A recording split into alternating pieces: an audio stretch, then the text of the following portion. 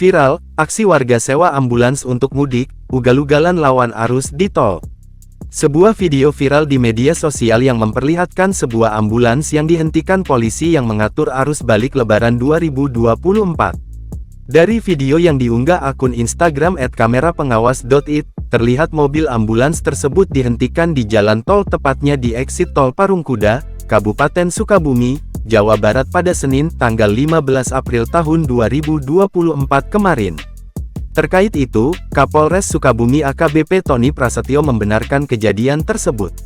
Dia menyebut jika ambulans tersebut membawa pemudik dari Bogor ke Sukabumi.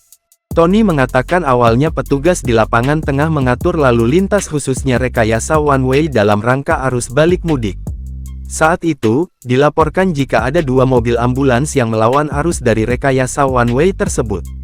Mendapatkan informasi dari anggota yang sedang buka tutup kendaraan, terdapat ada 2 ambulans yang melawan arus one way, dari Bogor mengarah ke Sukabumi, jelasnya. Ambulans pertama, kata Tony, berisikan pasien yang sedang kritis sehingga diperbolehkan lewat. Namun, saat memeriksa mobil ambulans yang kedua, ternyata isinya adalah asisten rumah tangga Art yang hendak pulang kampung ke Sukabumi. Dihampiri oleh anggota dan dicek ambulans pertama betul membawa pasien kritis dan dipersilakan jalan, namun ambulans kedua mencurigakan, dan diminta menepi. Setelah diperiksa ambulans tidak membawa pasien kritis, ungkapnya. Setelah diperiksa, diketahui jika sopir dan seorang wanita menyewa mobil ambulans tersebut.